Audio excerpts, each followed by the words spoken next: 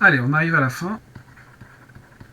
L'exercice 4, donc un exercice assez long. Donc il est question d'un jeu.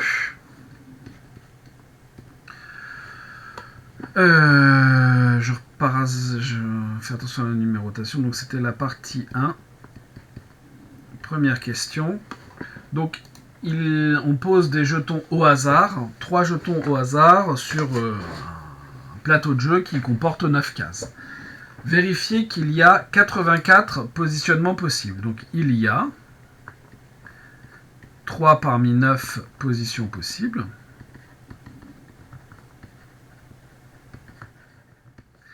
« 3 parmi 9, ça vaut combien ? Eh bien, ça vaut factoriel 9 divisé par factoriel 3 factoriel 6, c'est-à-dire 9 fois 8 fois 7 sur factoriel. Alors, 6, 5, 4, 3, que je vais noter ça comme ça pour que personne ne se pose la question. Sur factoriel 3. Et donc, qu'est-ce que je peux faire ? Je peux simplifier le 9 avec le 3, il va me rester 3. Je peux simplifier le 2, alors pas avec le 9, mais avec le 8, il va me rester 4. Donc j'ai 3 fois 4, 12. 12 fois 7. 2 fois 7, 14, je retiens 1. 7 fois 1, 7 et 1, 8. 84. Il y a donc 84 positions possibles.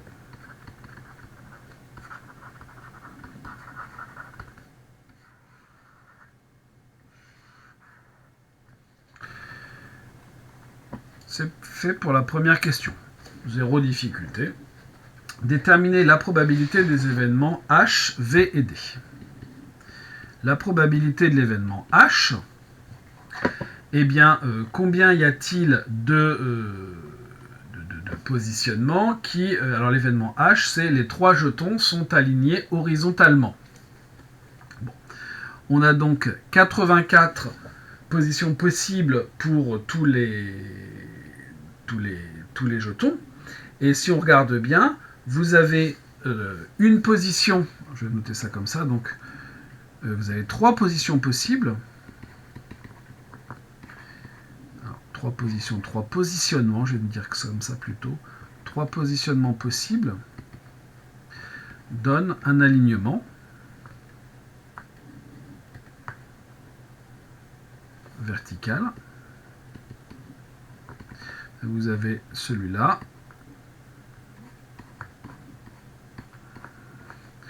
Vous avez celui-là. Et vous avez celui-là. D'où P de H est égal à 3 sur 84. Est-ce que ça se simplifie ? 84, on a vu que c'était 7 fois 12. Donc 3 sur 3 fois 4 fois 7. Tac, tac. Ce qui nous fait 1 sur 28. Évidemment, les alignements, il y a autant d'alignements verticaux. Il y a autant d'alignements verticaux gagnants.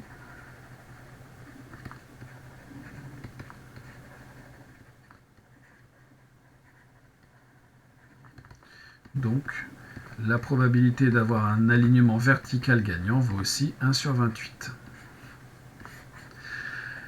Et les alignements en diagonale, 2 alignements en diagonale sont OK.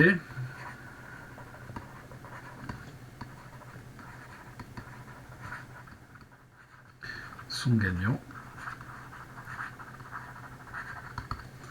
Et donc, on obtient P de D est égal à 2 sur 84, c'est-à-dire 1 sur 42.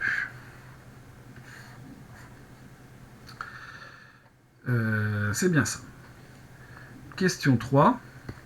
Montrer que P de n égale P de 19 sur 21. Donc P de n, c'est quoi? Alors, c'est pas n comme ça, c'est n comme ça.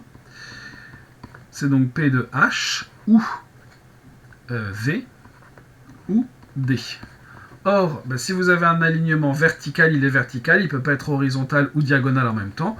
Donc ça sera P de H plus P de V plus P de D par incompatibilité. Attention, c'est important de noter pourquoi on a la somme. incompatibilité. Si jamais il n'y avait pas d'incompatibilité, il aurait fallu qu'on utilise le crible de Poincaré. Donc ça vaut. On a eu 3 sur 84 deux fois. Donc on a 3 sur 84 plus 3 sur 84 plus 2 sur 84.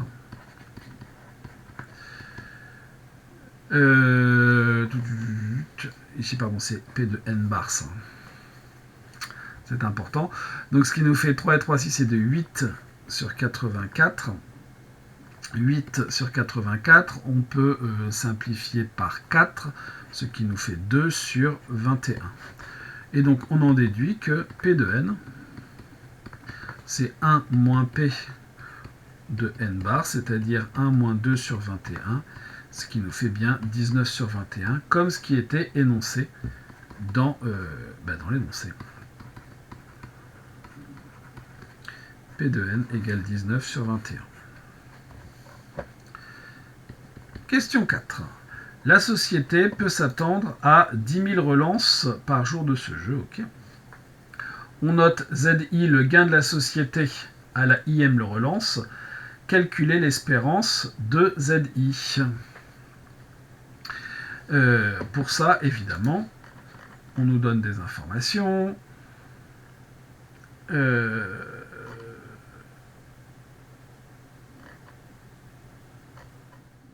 Donc avant d'avoir l'espérance de ZI, il faudrait trouver la loi de ZI. Donc c'est la 4A, déterminons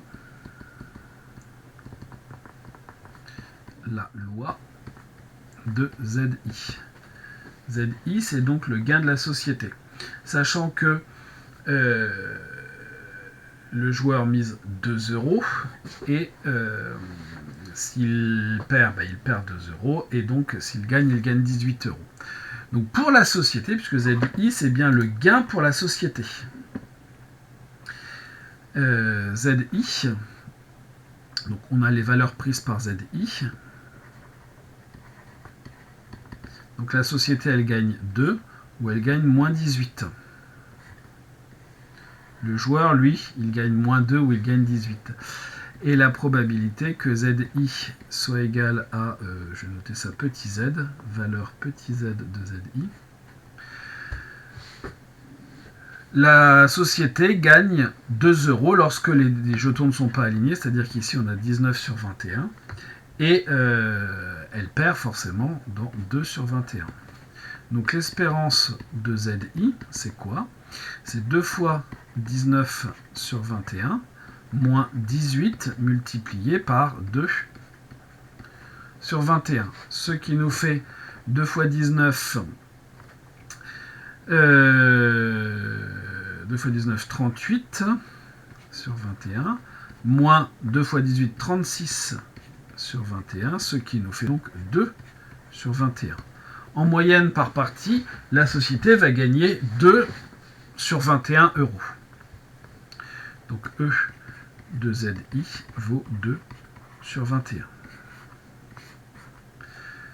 Quel gain journalier la société peut-elle espérer? La société peut espérer eh bien, 10 000 parties par jour multiplié par 2 sur 21, ce qui nous fait 20 000 sur 21.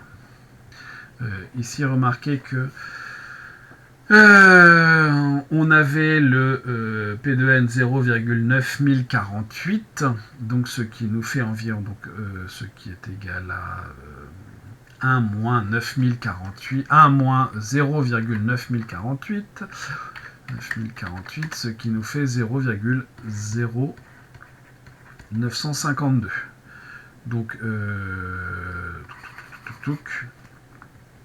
ce qui nous fait environ 952 € par jour, puisque c'est quel gain journalier. Voilà pour la première partie. Partie 2. on s'intéresse aux joueurs qui jouent beaucoup. Lors d'une répétition infinie de parties que l'on suppose indépendante, on notera à K l'événement, les 3 jetons sont alignés lors de la partie numéro K. Quel nombre minimum de parties un joueur doit-il jouer pour que la probabilité de gagner au moins une partie soit supérieure ou égale à 0,5 ? Donc ici, on a une situation qui est liée à la loi binomiale. Donc il va me falloir une variable aléatoire que je vais vraiment appeler... Est-ce qu'on a besoin des AK, je ne sais pas. Il y a plusieurs façons de faire ça. Si on veut utiliser les AK de l'énoncé,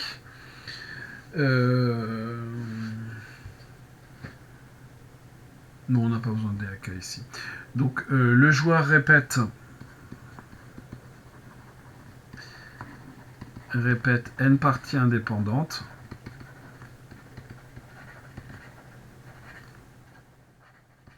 Avec proba du succès. Bon, je pense qu'on a compris que le succès c'est gagner. Donc on a dit 2 sur 21. Donc son nombre de parties gagnantes.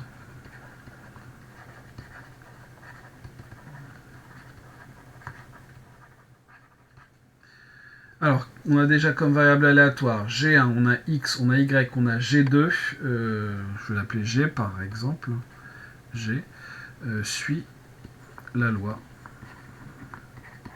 B de N et 2 sur 21. Moi, je m'intéresse à la probabilité de gagner au moins une partie, donc la probabilité que G soit supérieur ou égal à 1. Je m'intéresse toujours pour ces événements-là, au contraire, c'est la probabilité que G soit égal à 0. Comme G suit une binomiale, c'est donc 1 moins 0 parmi n, multiplié par la probabilité du succès à la puissance le nombre de succès, c'est-à-dire 0, la probabilité de l'échec, c'est-à-dire 19 sur 21, à la puissance n moins 0, ce qui nous fait donc 1 moins 19 sur 21 à la puissance n. Et on souhaite que cette probabilité-là soit supérieure ou égale à 0,5. Donc c'est-à-dire que je vais avoir 1 moins 0,5 qui doit être supérieur à 19 sur 21 à la puissance n. Ce qui revient à dire que 19 sur 21 à la puissance n doit être inférieur à 1 moins 0,5, donc à 0,5, si vous préférez à 1,5. Je passe au logarithme, donc je vais avoir n ln de 19 sur 21, qui doit être plus petit que ln de 1,5. C'est-à-dire que n ln de 19 sur 21 doit être inférieur ou égal à moins ln de 2. Alors pourquoi je passe à ça? Parce que on me donne une donnée dans l'énoncé qui tend à me faire utiliser cette chose-là. C'est-à-dire que je vais diviser par ln de 19 sur 21, mais attention, ln de 19 sur 21 est un nombre négatif. Donc ce devrait être plus grand que moins ln de 2 sur ln de 19 sur 21, et ça je sais que ça fait environ moins 6,93. Donc il faut au minimum 6,93 parties, 6 ça ne suffira pas, donc c'est 7. Donc il faut au moins 7 parties. Si je veux gagner avec une probabilité de gain relativement faible finalement, puisque ça n'est que 1,5, une chance sur 2, je dois jouer au moins 7 parties. Question 2. Un joueur décide de jouer jusqu'à gagner sa première partie. Donc là, clairement, on va être dans quelque chose qui va être la loi du premier succès. On note x, la variable aléatoire égale au nombre de parties qu'il a ainsi joué. Donner la loi de x, son espérance et sa variance. X ici suit clairement une loi géométrique. C'est la loi du premier succès dont le paramètre vaut 2 sur 21, puisque chaque partie a 2 sur 21 chances d'être gagnée. C'est la loi du premier succès.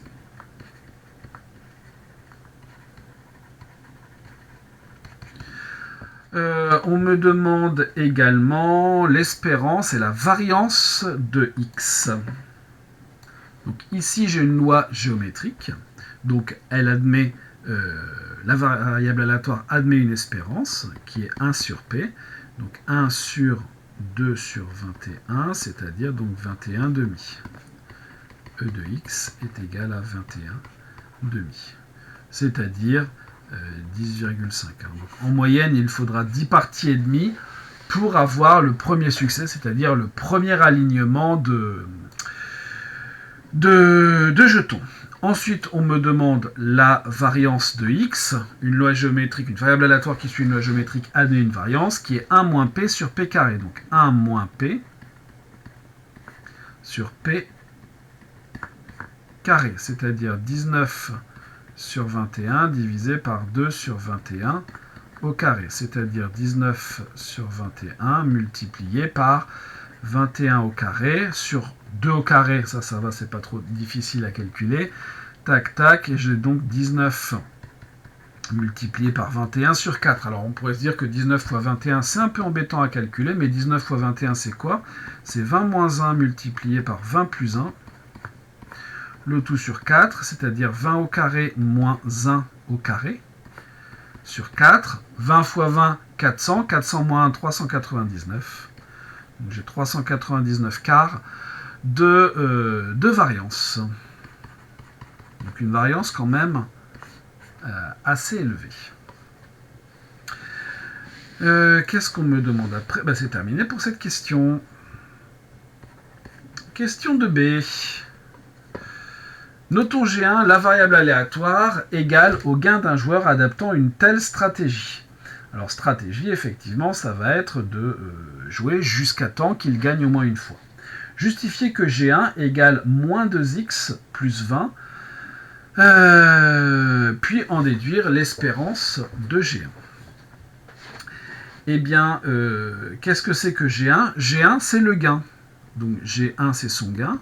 C'est moins 2 euros multiplié par le nombre de parties jouées.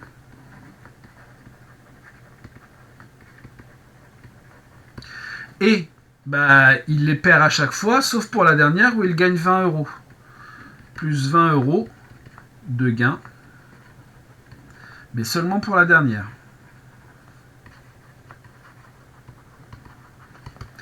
Et le nombre de parties jouées, c'est quoi? C'est ce qu'on a noté grand X auparavant.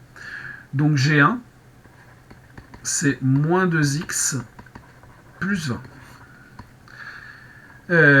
En déduire espérance de G1, l'espérance de G1, c'est quoi? C'est moins 2 multiplié par l'espérance de x, plus 20 par linéarité de l'espérance.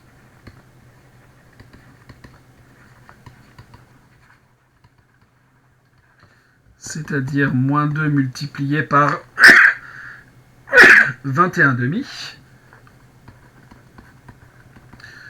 plus 20, c'est-à-dire moins 21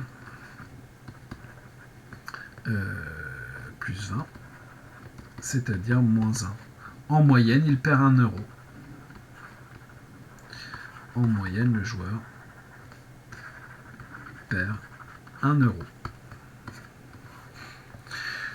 Si on joue tout le temps jusqu'à ce qu'on gagne, alors déjà, ça sous-entend qu'il faut qu'on ait la possibilité éventuellement d'avoir, de pouvoir mettre, de perdre 2 euros à chaque fois, parce que les 20 euros, on ne les gagne pas tout le temps. Eh bien, en moyenne, on va perdre 1 euro si jamais on arrive à jouer autant de fois que nécessaire. Parce que souvent, dans ce qu'on appelle les martingales, c'est-à-dire les moyens de gagner à tous les coups, ça existe, mais le problème c'est que c'est lié à une contrepartie quand même assez embêtante, c'est que souvent il faut disposer d'une somme d'argent éventuellement infinie au départ, et c'est là que le bas blesse, pour être sûr de gagner. Donc dans la plupart des jeux d'argent, on n'est jamais sûr de gagner.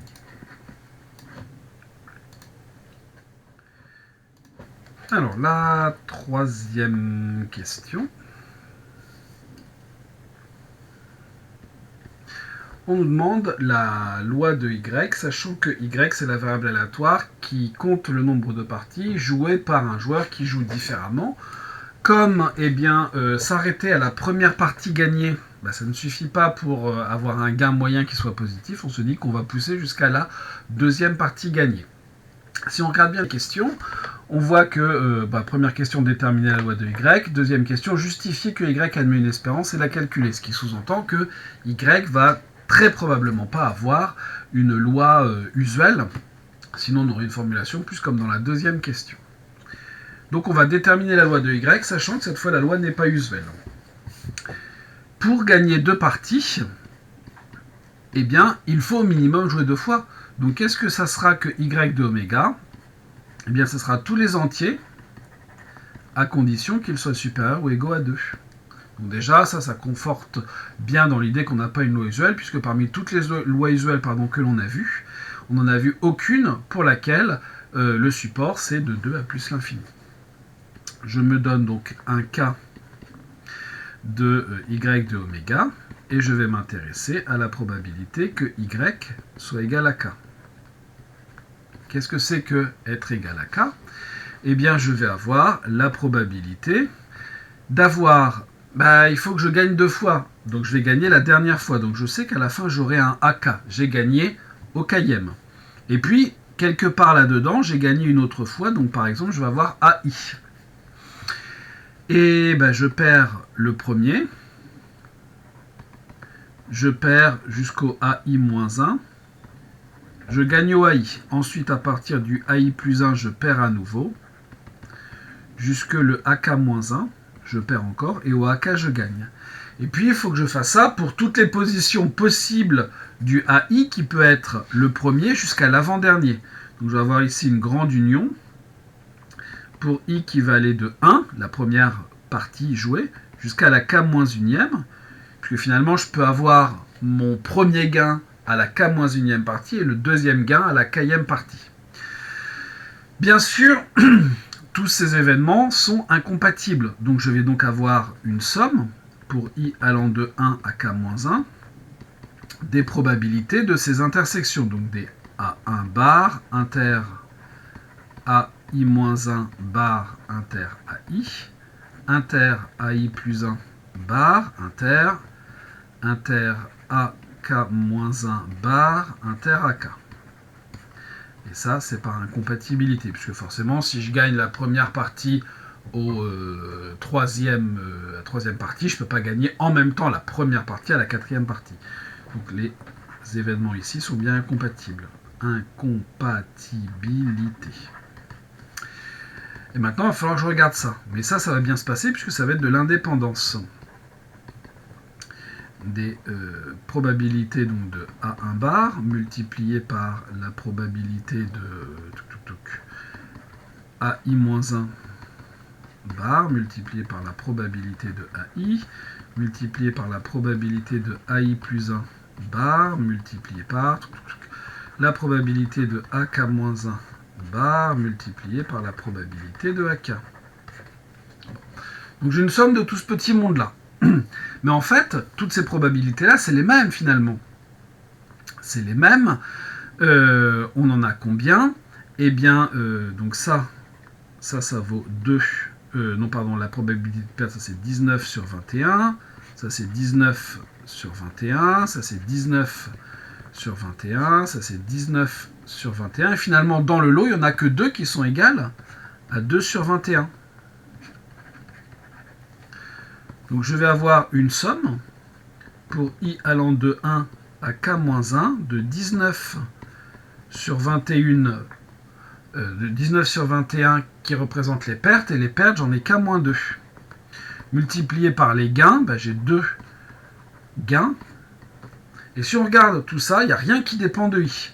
Donc vous avez 2 sur 21 que je sors par linéarité qui va me faire 4 sur 21 en carré, multiplié par 19 sur 21 à la puissance K-2, une somme pour I allant de 1 à K-1 de 1 dans l'histoire. Et donc vous allez avoir quoi ? de 1 à k-1, ça vous fait k-1. Donc vous avez k-1 multiplié par 4 sur 21 au carré, multiplié par 19 sur 21, le tout à la puissance k-2. Pas très sympathique comme proba, mais ça va bien se passer. Alors, on peut vérifier qu'il s'agit d'une probabilité. Pour ça, on peut calculer la somme pour k supérieur. Alors, ce sont des probabilités, donc on sait que la série va converger. On peut directement calculer la somme pour k allant de 2 à plus l'infini des p de y égale k. Pour vérifier que ça vaut 1 et qu'on ne s'est pas trompé, c'est-à-dire qu'on va avoir le 4 sur 21 au carré que je sors par linéarité, multiplié par la somme pour k allant de 2 à plus l'infini des k-1, 19 sur 21 à la puissance k-2. Je fais un petit changement d'indice. Donc, je vais avoir du 4 sur 21 au carré, multiplié par la somme pour i allant de 1 à plus l'infini des i, 19 sur 21 à la puissance i-1 en posant i égale k-1. Donc j'ai une série géométrique dérivée, et donc ça va me valoir 4 sur 21 au carré, multiplié par 1 sur 1 moins 19 sur 21 au carré. Série géométrique dérivée, série géométrique dérivée. Et donc ça va me valoir 4 sur 21 au carré, multiplié par 1 sur 2 sur 21 au carré, ce qui me fait 4 sur 21 au carré, multiplié par 21 au carré sur 4, ce qui me fait bien 1. Donc c'est bon, ça marche. Cette vérification, c'était pas obligé de la faire, mais ça vaut le coup quand même. D'où la loi qui nous intéresse. Pour tout cas appartenant à y de oméga, la probabilité que y soit égal à k vaut, on a dit 4 sur 21 au carré, multiplié par k-1, multiplié par 19 sur 21 à la puissance k-2. Et voilà pour... je sauvegarde pour éviter les blagues. Voilà la loi de probabilité, donc la question 3a.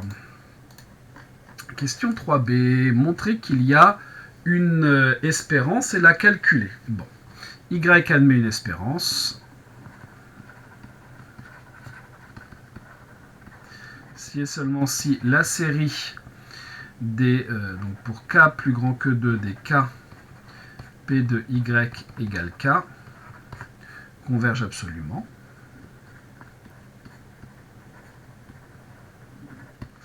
S'agissant d'une série à terme positif,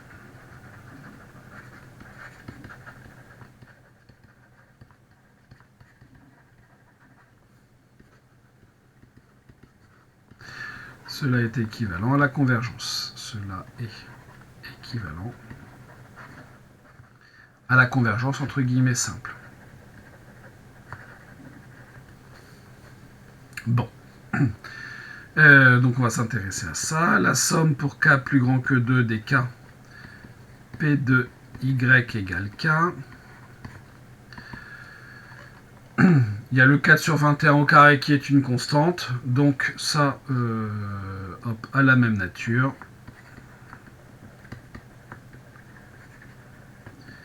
Que la somme pour k plus grand que 2 des k-1, 19 sur 21 à la puissance k-2. On a du bol, parce que ça, si je ne dis pas de bêtises, c'est exactement une série géométrique dérivée 2 fois.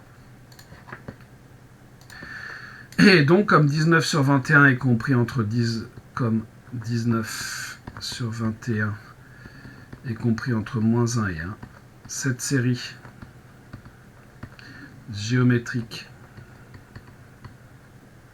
dérivée 2 fois converge. Donc y admet une espérance. Admet une espérance.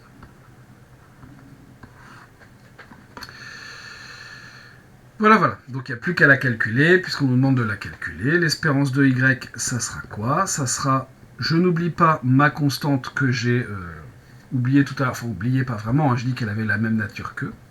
Multiplié par la somme pour k allant de 2 à plus l'infini, des k facteur de k moins 1, facteur de 19 sur 21 à la puissance k moins 2, c'est-à-dire 4 sur 21 au carré, multiplié par 2 sur 1 moins 2 sur 1, 19 sur 21, le tout au cube. C'est-à-dire que je vais donc avoir 8 sur 21 au carré, multiplié par 21 sur 2 au cube. Ce qui va me faire 8 fois 21 au cube divisé par 21 au carré fois 2 au cube, donc 8, ce qui me fait 21. L'espérance de y est égale à 21. En moyenne, on gagne 21 €.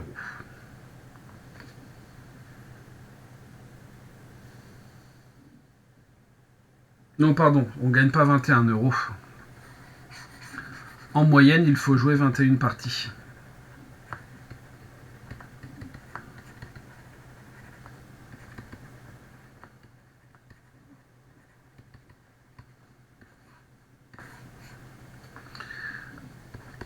Question C, on note G2, le gain du joueur.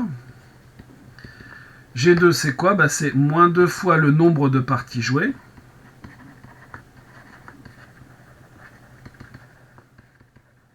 Ce sont nos mises, plus 2 fois 20 € de gain. C'est-à-dire qu'on va avoir moins 2y plus 40. Donc l'espérance de G2, c'est quoi? C'est moins 2 fois l'espérance de y plus 40. C'est-à-dire moins 2 fois l'espérance de y, c'est moins 2 fois 21 plus 40. C'est-à-dire, malheureusement, moins 2. On gagne, on perd en moyenne 2 €. Avec ce jeu-là, vous remarquez que en moyenne, on perd tout le temps. S'il y avait un moyen de gagner à coup sûr, ça voudrait dire que probablement que l'entreprise qui propose le jeu, elle, perdrait de l'argent. Voilà pour ces deux premières parties. Regardons la partie 3 maintenant. On va s'intéresser à une sorte de contrôle de qualité. Donc tout ça c'est lié par de l'aléatoire puisqu'on pose les trucs au hasard. On note, on nous demande de calculer la probabilité de H sachant delta. Donc la probabilité d'avoir un alignement horizontal sachant que la machine est déréglée. La machine est déréglée, dans ce cas-là, elle place le premier jeton dans la case A1. Donc dans ce cas-là, il y a alignement. Donc on a un jeton en A1. On place les deux autres parmi les 8 cases restantes. Il y a 2 parmi 8, c'est-à-dire 8 fois 7 sur 2, c'est-à-dire 4 fois 7, 28 possibilités. Parmi celles-ci,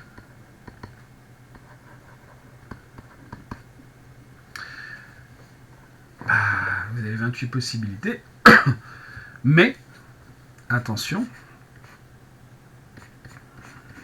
vous avez mis un jeton ici, donc il n'y a que cette possibilité de gagnante. Parmi celles-ci, une seule est gagnante.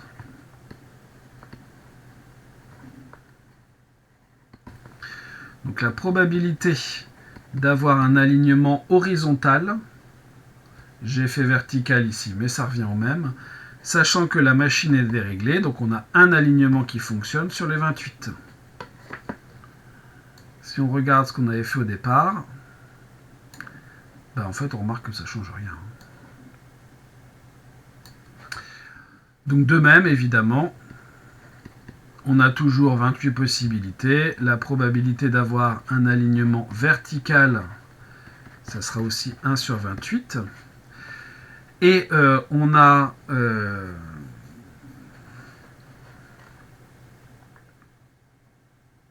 toujours 28 possibilités. Et un seul alignement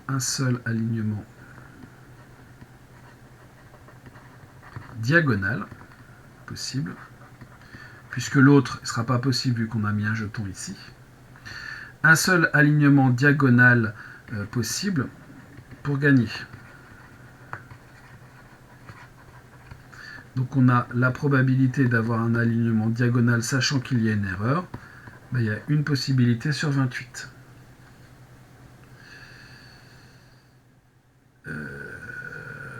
Voilà, ça c'est la première question.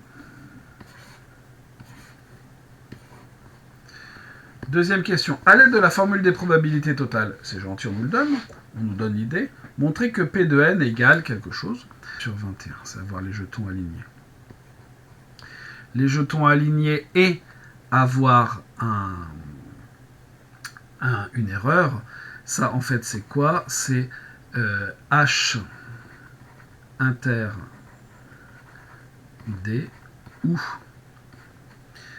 V inter delta ou D inter delta, c'est-à-dire par incompatibilité, la probabilité de H inter delta plus la probabilité de V inter delta plus la probabilité de D inter delta par incompatibilité.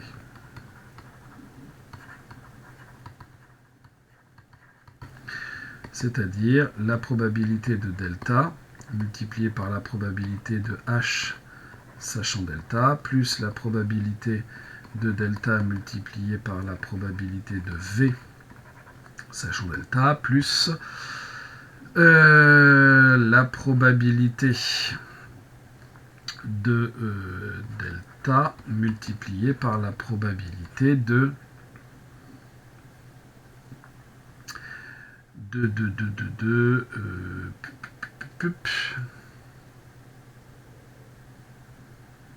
c'est D sachant delta.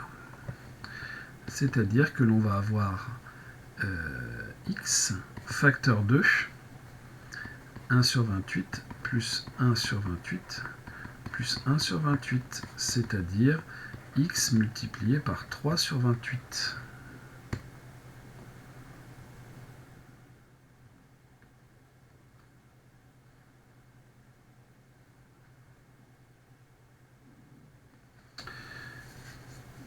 C'est bien ça. Alors, sauf qu'on ne devrait pas avoir... on va avoir des choses sur 84. Alors, le 3 sur 28, il y a un petit truc qui ne va pas, mais c'est normal, parce qu'en fait, tout simplement, cette probabilité-là ne vaut pas 2 sur 21. Donc ça, c'est bon. Ok. Et P de n bar inter delta bar, c'est la probabilité de delta bar multipliée par la probabilité de n bar sachant delta bar, et c'est celle-là qui vaut 2 sur 21. Et donc on a 1 moins x multiplié par 2 sur 21. D'où finalement P de n bar. Qu'est-ce que c'est que P de n bar? C'est x multiplié par 3 sur 28 plus 1 moins x multiplié par 2 sur 21. C'est-à-dire, si je mets tout sur 84, j'ai x multiplié par 9 sur 84 plus 2 sur 21, ça je vais laisser ça comme ça, moins 8x sur 84, ce qui va me faire x sur 84 plus 2 sur 21. Et avec ça, je peux en déduire la probabilité de n qui vaut 1 moins p de n bar, c'est-à-dire 1 moins x sur 84 plus 2 sur 21, c'est-à-dire ce qu'on me demande, moins x sur 84 plus 19 sur 21.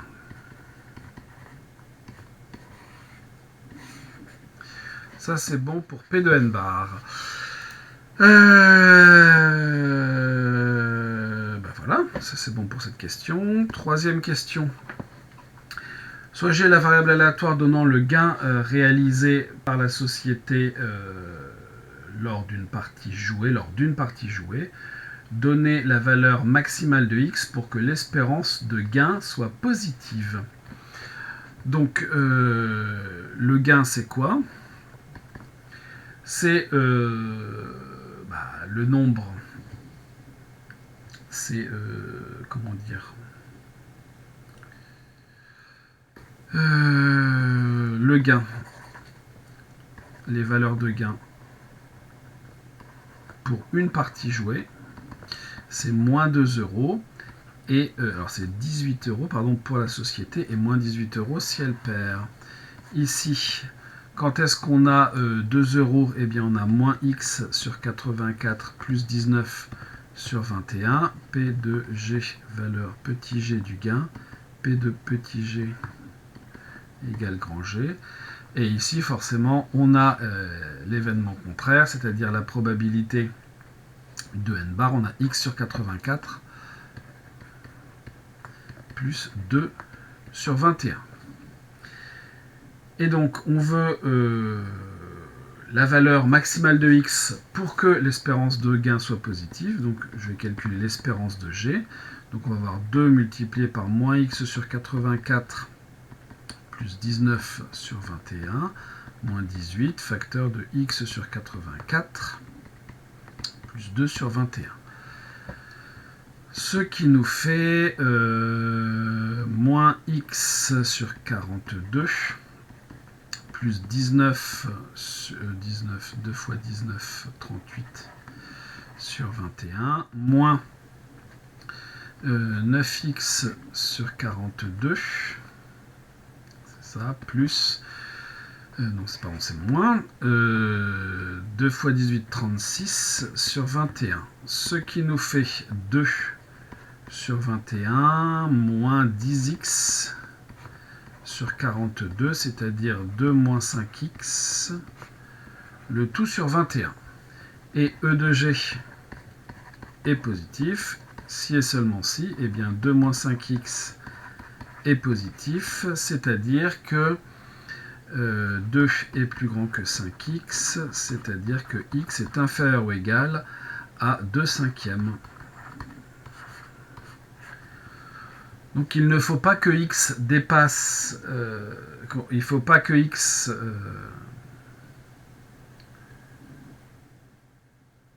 la valeur maximale pour que le gain soit positif est de 2/5. Au-delà de 2/5, l'entreprise perd de l'argent. Question 4, on joue une partie, on constate que les jetons sont alignés. Quelle est la probabilité en fonction de x que la fonction aléatoire ait été déréglée? C'est-à-dire l'événement delta en fait. On nous demande donc cette fois P de delta, sachant que les trucs sont alignés, c'est-à-dire alignés c'est n bar.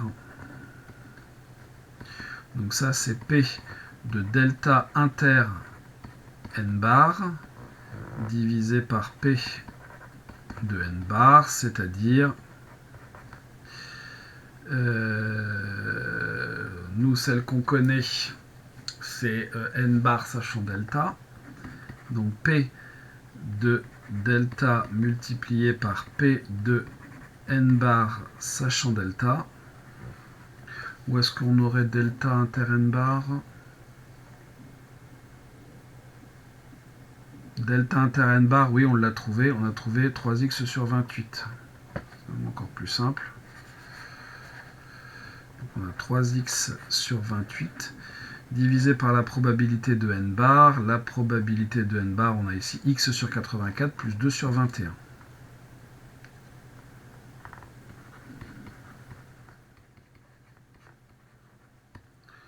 Voilà notre probabilité que j'ai pas spécialement envie de chercher. Partie 4. La partie info. Donc on nous rappelle plein de trucs. Alors, que fait la fonction tirage? La première question de cette partie 4, la fonction tirage, où est-elle? Eh bien tout simplement, la fonction tirage, elle va remplir d'abord une matrice de 0, et puis tant que la somme de tous les coefficients ne vaut pas 3, on fait des tirages aléatoires, et si jamais on tombe dans une case dans laquelle il y a 0, eh bien on place un 1 à la place. Bref, tirage simule le tirage d'une grille.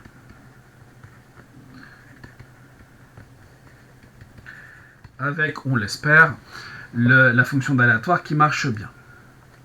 Question 2. Complétez la ligne 1 afin que l'appel de NumPy soit compatible avec le reste du programme. Si on regarde le reste du programme, notamment la ligne 5 elle commence par np.0. Ce qui veut dire que la ligne 1, ça sera import NumPy as np pour que ce soit compatible avec la ligne 5. Ensuite, compléter les lignes 14, 19, 22 et 27. Donc la ligne 14, de quoi s'agit-il? Eh bien, on va regarder si les points sont alignés. Qu'est-ce que l'on fait? Eh bien, on regarde l'alignement horizontal et donc on calcule la somme ligne par ligne. Si la somme d'une ligne est égale à 3, eh bien, c'est que j'ai 3 coefficients dans la case. Donc ici, j'aurai if m de k point sum égale 3. Ensuite, la ligne 19. Il va me falloir encore une nouvelle page. La ligne 19, de quoi s'agit-il? On veut cette fois connaître l'alignement vertical. Qu'est-ce que l'on va faire? Eh bien, on va tout simplement transposer la matrice et puis appliquer la fonction précédente. Donc on aura un return ici, aligné horizontal de je transpose, mais attention, j'ai appelé NumPy avec np, donc j'aurai np.transpose et ma matrice ici s'appelle m. Donc j'appelle la fonction précédente, mais avec la transposée. Ligne 22. Qu'est-ce que je dois faire? Eh bien, renvoi vrai si les jetons sont alignés en diagonale. Eh bien, des jetons alignés en diagonale, là je ne peux pas faire une somme ligne par ligne, donc j'aurai un if. Là c'est sans doute la ligne la plus compliquée. Il faut que m de 1, 1 et que m de 1, 1 soit égal à 1 et m de 2, 2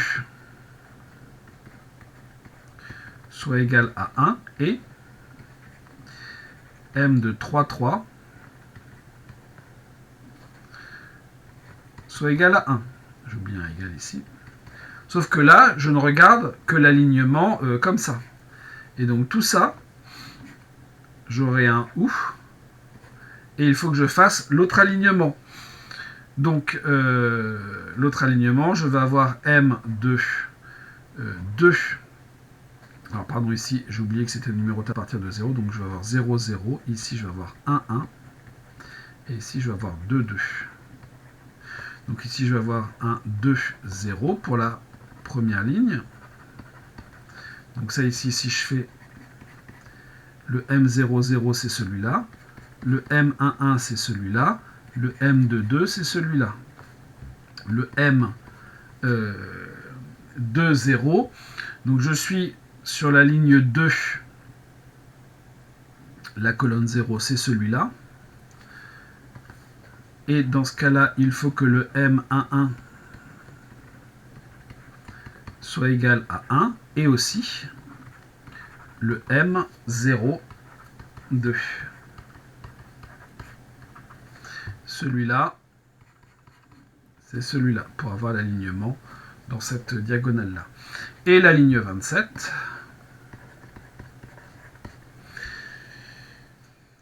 Alors, c'est la dernière ligne, donc je vais avoir un return des alignés V de M, ou les alignés H de M, ou les alignés D de M. Et ben voilà, on a fini.